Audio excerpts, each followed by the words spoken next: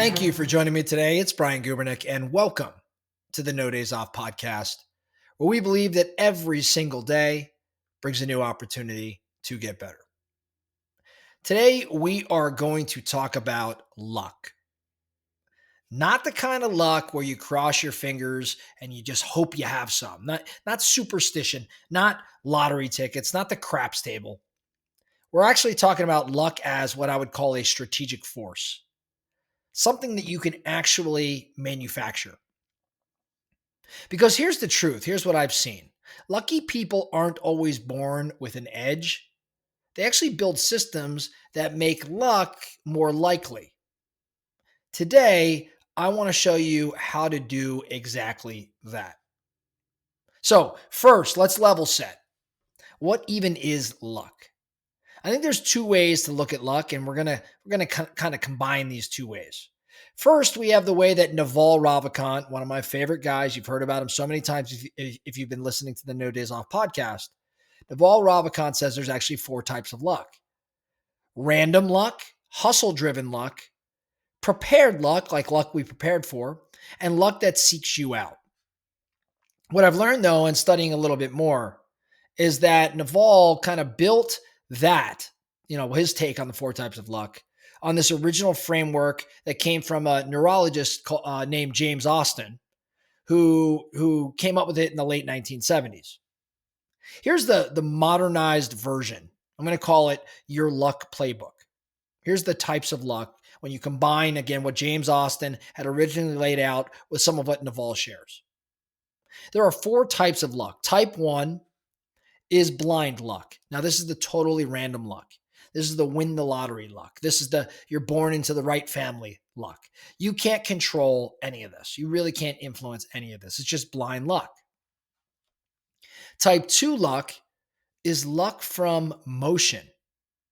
This is where you make your own luck through energy and hustle and exposure. For example, you meet your next investor at a networking event that you almost skipped. Because you didn't skip it, you had exposure, and because of that motion, you met the investor.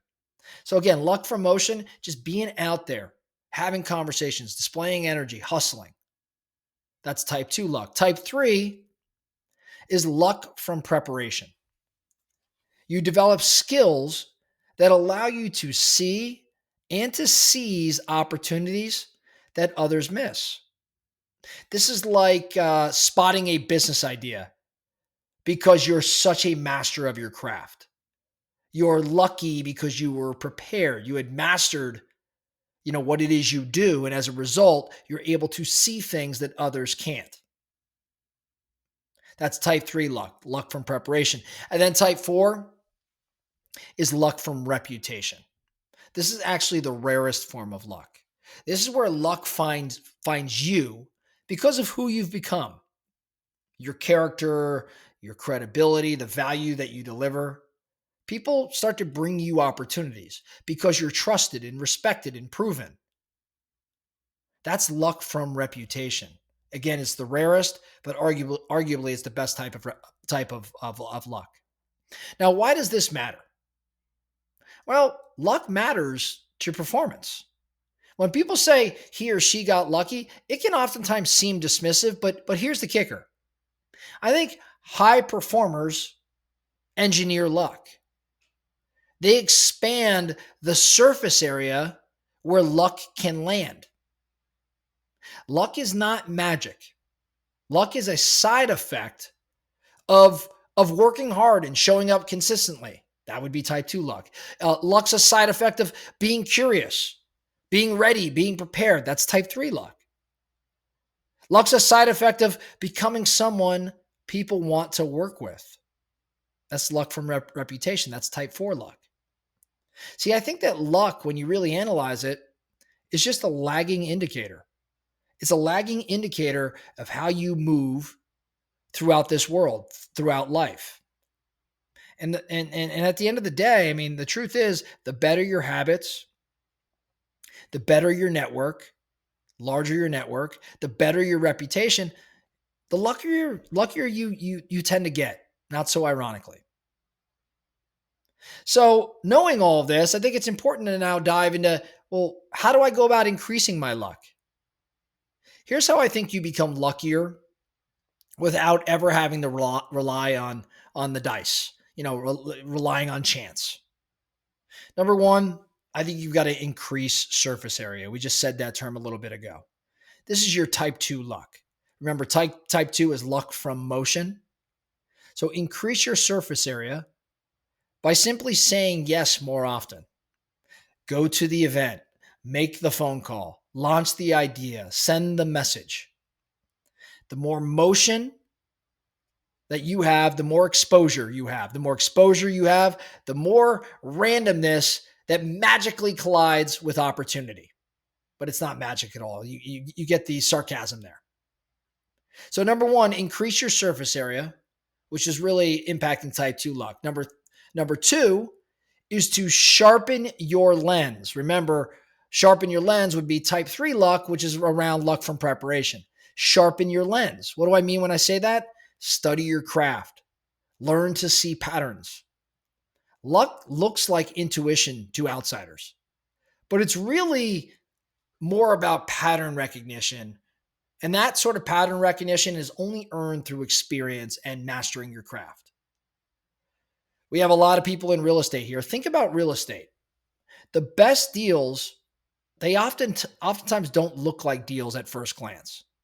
It's your lens that sees what others tend to miss.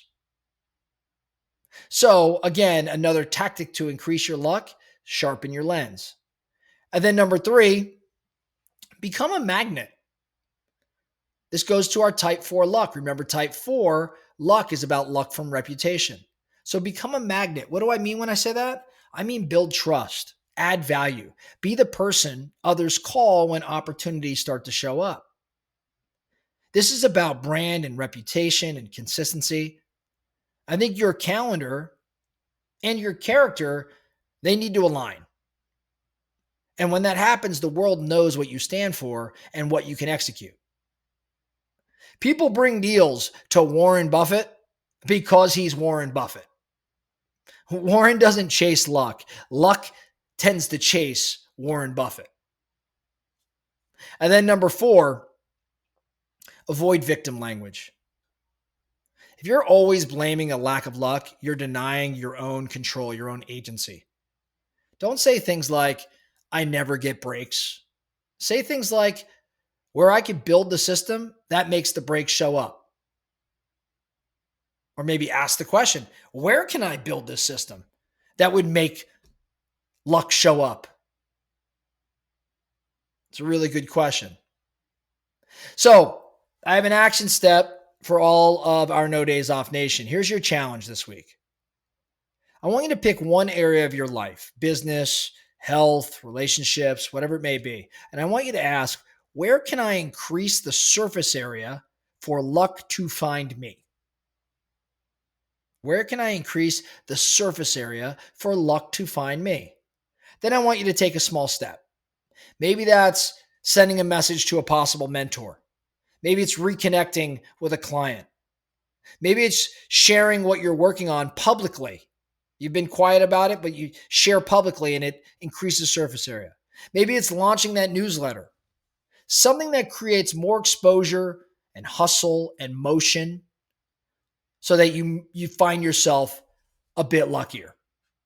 Remember, you don't get lucky by waiting. You get lucky by moving.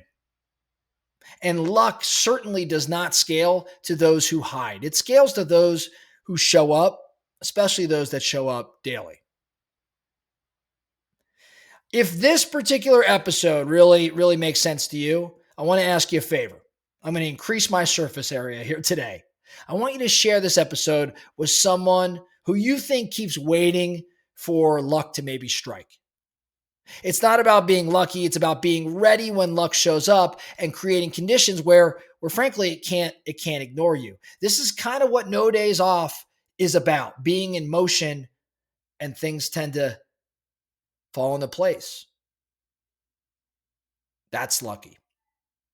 That's all I have for you today, the No Days Off podcast. Thank you so much for listening. And remember, every single day brings a new opportunity to get better. So let's get after it.